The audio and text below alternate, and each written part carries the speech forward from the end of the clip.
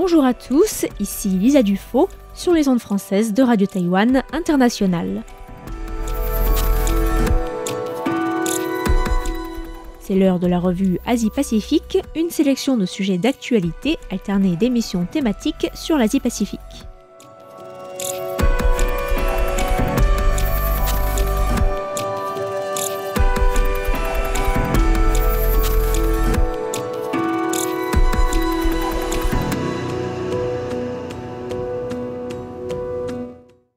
Bonjour à tous et bienvenue dans la revue Asie-Pacifique de cette semaine. Dans la revue de presse de ce mardi 5 novembre, je vous propose de revenir tout d'abord sur les premiers jours du nouveau président indonésien, Prabowo Subianto, à la tête de l'État.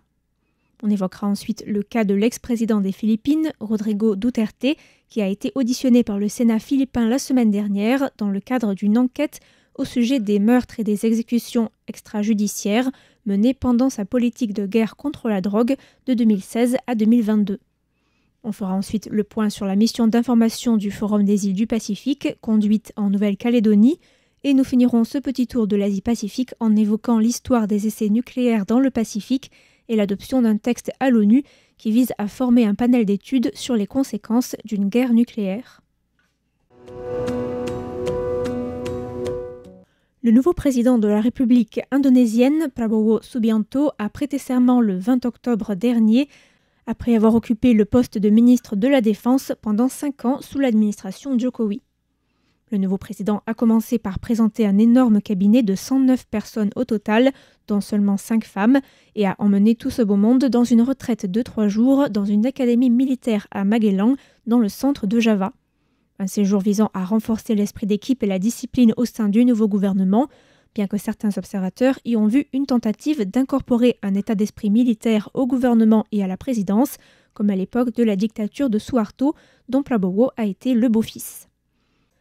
Prabowo Subianto a aussi montré son intérêt à rejoindre les BRICS, groupe économique composé du Brésil, de la Russie, de l'Inde, de la Chine et de l'Afrique du Sud, contrastant ainsi avec l'hésitation montrée par l'ex-président Jokowi qui craignait d'afficher une trop grande proximité avec la Chine. Pékin a d'ailleurs annoncé ce matin que le nouveau président indonésien se rendrait en Chine cette semaine pour ce qui sera sa première visite à l'étranger depuis son entrée en fonction. Prabowo, qui est déjà allé en Chine après son élection, doit aussi se rendre prochainement au Pérou pour assister au sommet de l'APEC du 13 au 15 novembre, ainsi qu'au Brésil pour le sommet du G20 les 18 et 19 novembre. Suite à l'entrée en fonction de Prabowo, toutefois, l'Indonésie a réaffirmé sa position en mer de Chine méridionale face à Pékin. Et la première semaine, des navires indonésiens ont poursuivi et chassé à 3 reprises un navire de garde-côte chinois hors de la zone économique exclusive indonésienne dans la mer septentrionale de Natuna. Au niveau domestique, le ministre indonésien des Affaires étrangères, Raja Juli Antony,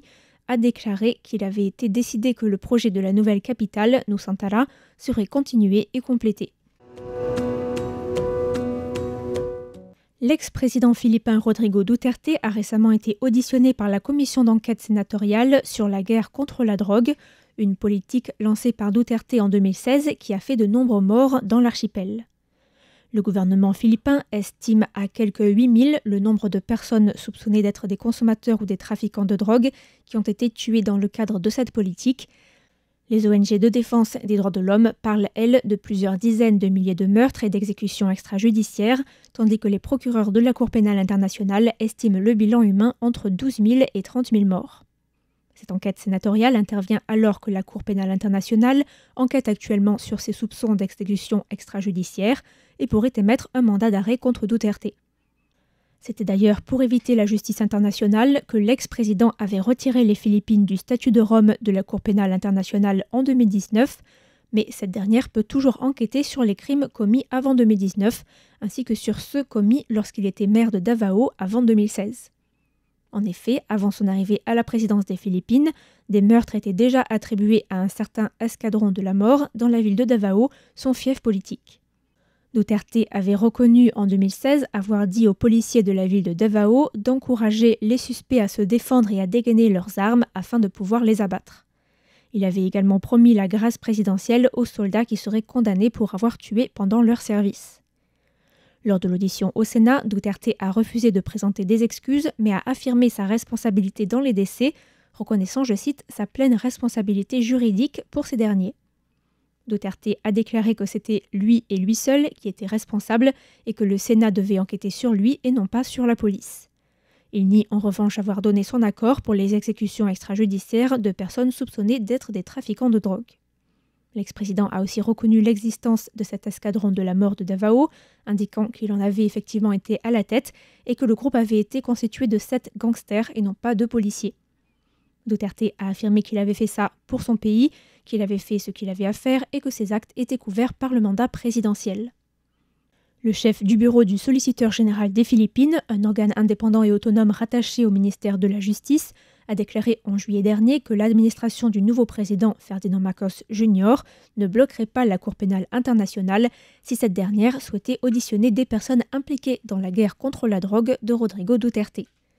Au début de l'année encore, le président refusait de coopérer avec la Cour, mais les relations avec la famille Duterte se sont considérablement détériorées au cours de ces derniers mois, ce qui pourrait changer la donne.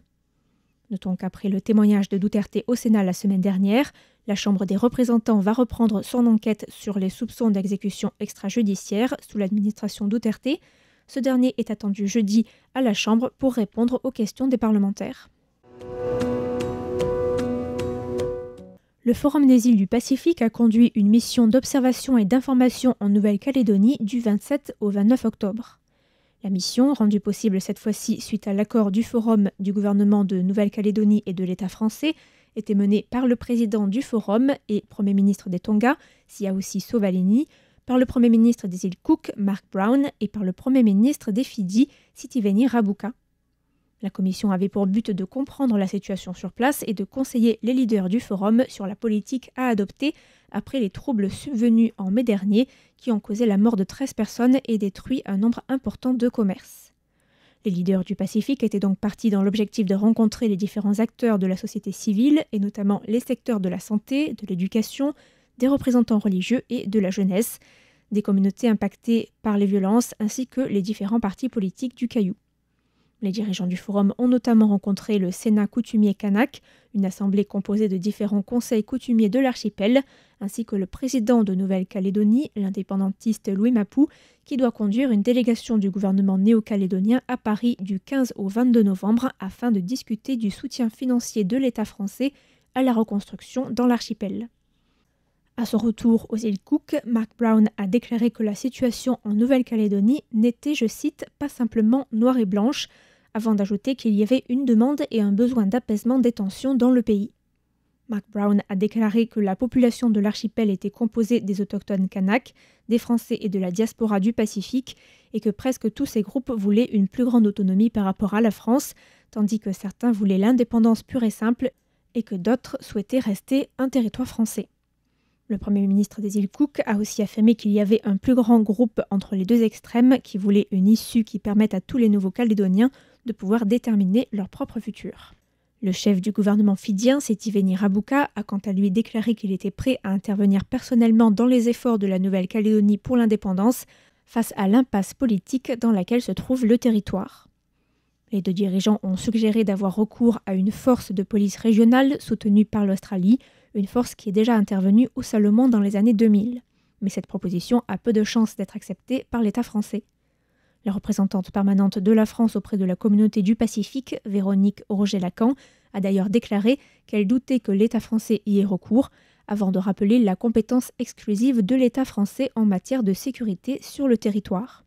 L'ambassadrice a également affirmé que la stabilité avait été rétablie par l'État français et que la sécurité n'était plus un problème, même s'il faut rappeler que des milliers de forces de police sont toujours déployées en Nouvelle-Calédonie pour maintenir l'ordre.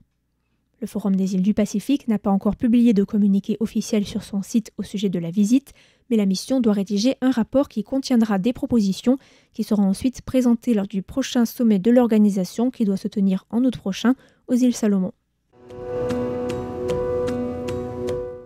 La première commission sur le désarmement et la sécurité internationale des Nations Unies a approuvé vendredi dernier la résolution en faveur de la mise en place d'un panel scientifique indépendant dont la tâche consistera à évaluer les conséquences physiques et sociales d'une guerre nucléaire. Ce texte, soutenu par plusieurs pays du Pacifique tels que les Fidji, les Kiribati, les Palaos, les Tonga, les Samoa, les îles Marshall ou encore la Nouvelle-Zélande, a été adopté malgré l'opposition de plusieurs puissances nucléaires, à savoir la Russie, le Royaume-Uni et la France, et malgré l'abstention des États-Unis, de l'Inde, d'Israël, de la Corée du Nord et du Pakistan. La Chine, quant à elle, a soutenu la résolution. Cette adoption intervient après la présentation d'un rapport du secrétaire général de l'ONU en juillet dernier, un rapport sur le lourd héritage des armes nucléaires, sur l'assistance aux victimes et sur la remise en état de l'environnement dans les États membres touchés par l'emploi ou la mise à l'essai d'armes nucléaires. L'adoption de ce texte prévoit la création d'un panel de 21 membres qui siégeront en leur propre nom et seront nommés par le secrétaire général à l'issue d'une procédure d'appel public à candidature. Ils se réuniront au moins une fois par trimestre en ligne pour poursuivre leurs travaux et rendront un rapport final qui sera examiné lors de la 82e session de l'Assemblée générale de l'ONU en 2027. Notons que la dernière étude mandatée par l'ONU sur la question remonte à 1988, à une époque où la France menait encore des essais nucléaires dans le Pacifique, essais qu'elle a menés jusqu'en 1996.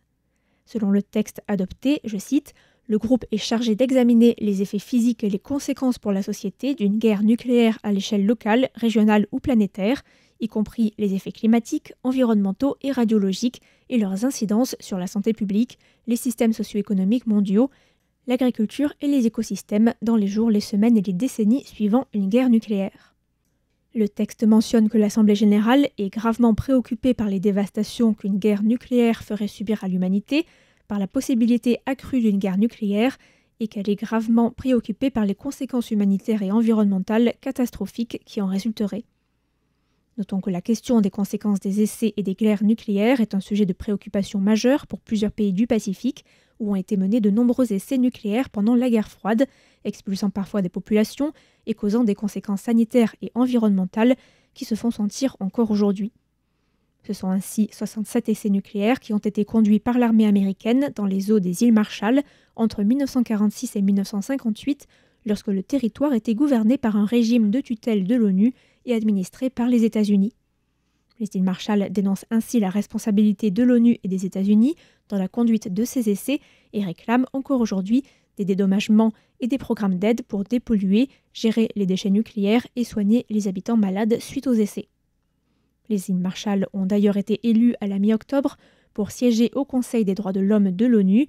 grâce au soutien des membres du Forum des îles du Pacifique. L'archipel a déjà affiché ses priorités pour ce mandat qui s'étendra de 2025 à 2027, à savoir le changement climatique et la justice nucléaire.